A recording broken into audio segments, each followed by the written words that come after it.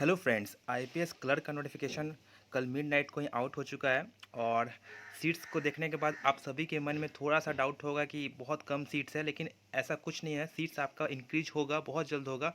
क्योंकि आईपीएस जो होता है, पहले जो क्लर्क का एग्ज़ाम लेता था तो थोड़ा लेट से लेता था, ईयर एंड के में लेता था। और लास्ट ईयर से क्या हुआ, थोड़ा आईपीएस पहले ले रहा है, तो इसके कारण बहुत सारे बैंक रिपोर्ट नहीं कर पाता है आईपीएस को, तो वो टाइम टू टाइम आपका रिपोर्ट करते जाएगा, वैसे सीट बढ़ते जाएंगे। तो ऐसा कोई घबराने वाला बात नहीं है।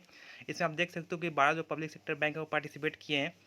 आज से लेकर 21 तारीख तक आप फॉर्म फिलअप कर सकते हो, लेकिन मेरा ये सजेशन है कि थोड़ा रुक जाओ, 2-4 दिन रुक जाओ। फॉर्म को फिलअप आप 10 तारीख के बाद करना, जिससे आपको थोड़ा क्लियर आइडिया हो जाएगा कि अगर कोई बैंक अपडेट करता है वैकेंसी, तो आपको जिस बैंक को प्रेफरेंस फर्स्ट देना है, अगर वो बैंक अपडेट कर देता है अपना वैकेंसी, तो आप उसको अपना फर्स्ट प्रेफरेंस दे सकते हो। यहाँ पे आप देख सकते हो प्रीलिम्स आपका अगस्त सितंबर में है, और आपका मेंस सितंबर अक्टूबर में है। और जो इसका फाइनल अलॉटमेंट होगा अप्रैल में, मतलब कि जब मेंस लेने के 6 महीने बाद ये लोग फाइनल अलॉटमेंट करेंगे। तो ये थोड़ा समय से परे होता है कि इतना लेट क्यों लगाते हैं, क्योंकि अगर आपको एग्ज़ाम जब लास्ट से पहले आपका ये जो प्रीलिम्स होता था वो दिसंबर में होता था, और मेंस होता था जनवरी एंड में, तो वो समझ में आता था। लेकिन अब जब आपका जो मेंस होता है वो अक्टूबर में करवा लेते हो, तो फिर अलॉटमेंट अप्रैल में देने का कोई तुक मुझे नहीं समझ में आता। फिर भी ये आईपीएस का है, ये कोई बड़ा इशू नहीं है। एज आपकी 20 से 28 साल होनी चाहिए अगर आप इस फॉर्म को फिलअप करना चाहते हो। अगर एज रिलैक्सेशन क्राइटेरिया हटा दे तो इसमें हम इम्पोर्टेंट सी बात करेंगे, कौन कौन से आपको जो पॉइंट्स हैं जो आपके लिए बेनिफिशियल हैं, सिर्फ हम उन्हीं पे बात करेंगे। यहाँ पे आप देख सकते हो कि जो एग्जामिनेशन फ़ी है वो 850 है जनरल, और 175 है आपका SC ST के लिए।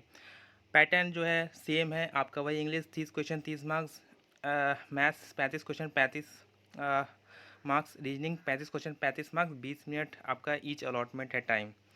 और आपका मेंस भी सेम वही पैटर्न है। लेकिन जब हम लोग पेपर देते थे तो क्या होता था कि जो मेंस होता था सिर्फ आपका इंग्लिश में ही होता था। लेकिन अब ये लोग क्या किया है कि अब जैसे लास्ट ये 1-2 साल से आपका लैंग्वेज आप हिंदी में भी दे सकते हो, इंग्लिश में भी दे सकते हो, एक्सेप्ट इंग्लिश पेपर। तो ये अच्छे हैं, जो कैंडिडेट अपने रीजनल लैंग्वेज में पेपर देना चाहते हैं उन सब के लिए बहुत फ़ायदे हैं।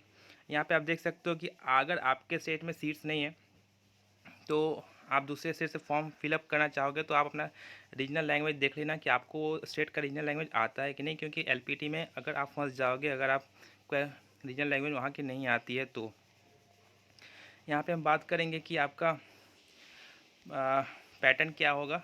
पैटर्न तो मैंने बता ही दिया। अब हम बात करेंगे कि आप का जो सीट्स हैं वो क्या है, ठीक ना। कितने स्टेट में क्या सीट्स हैं, कौन से बैंक रिपोर्ट किया है, कौन से बैंक रिपोर्ट करने के चांसेस अभी है। तो आप अपने सीट्स के अकॉर्डिंग, सॉरी, आप अपने स्टेट के अकॉर्डिंग देख लेना।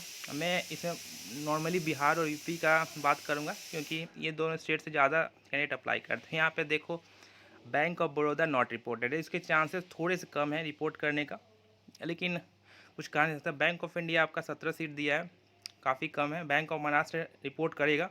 कैनरा बैंक भी अच्छे खासे मार्जिन में रिपोर्ट करेगा, लेकिन कैनरा बैंक जो है वो आपका बेंगलुरु का बैंक है, मतलब कि साउथ इंडिया का बैंक है, तो थोड़ा बिहार में कम रिपोर्ट करेगा। सेंट्रल बैंक ऑफ इंडिया तो अच्छा खासा रिपोर्ट किया। इंडियन बैंक रिपोर्ट करेगा, इंडियन ओवरसीज बैंक भी रिपोर्ट करेगा। पंजाब नेशनल बैंक ये थोड़ा अपसेट किया है, क्योंकि इससे पहले पंजाब नेशनल बैंक काफ़ी अच्छे मार्जिन में सीट देता था बिहार में, लेकिन इस बार कम दिया है। तो देखो क्या होता है। यूनियन बैंक भी आपका रिपोर्ट करेगा। तो जो टोटल बिहार में 210 है, वो आपके लगभग 500 के आसपास हो जाएंगे फाइनल अलॉटमेंट तक। और अगर हम सिर्फ यूपी की बात करें, क्योंकि यूपी में आपका बहुत सारे ऐसे कैंडिडेट हैं जो सिर्फ यूपी से फॉर्म फिलअप करना चाहते हैं। लेकिन मेरा यही सजेशन है कि आप जिस स्टेट से बिलोंग करते हो आप उसी से फॉर्म फिलअप करो, ठीक ना। यूपी में आप देख सकते हो कि टोटल 674 सीट्स हैं। और यहाँ पे आप एक चीज़ देखो कि बिहार में जो पीएनबी है 0 है, लेकिन यहाँ पे 400 सीट आपका दिया है। तो ये सब भी रिपोर्ट करेंगे। जब रिपोर्ट करेंगे तो ये लगभग 1000 के आसपास चल जाएगा। तो उतना वैसा इशू नहीं है, घबराने वाली बात नहीं है। आपका सीट ज़रूर बढ़ेगा, और बस प्रिपरेशन में लग जाना है, क्योंकि अब टाइम बहुत ही कम है। तो कोई भी आपको डाउट होगा तो आप टेलीग्राम में से पूछ सकते हो, या स्टेट कमेंट में भी आप डाउट अपना छोड़ सकते हो। Thank you.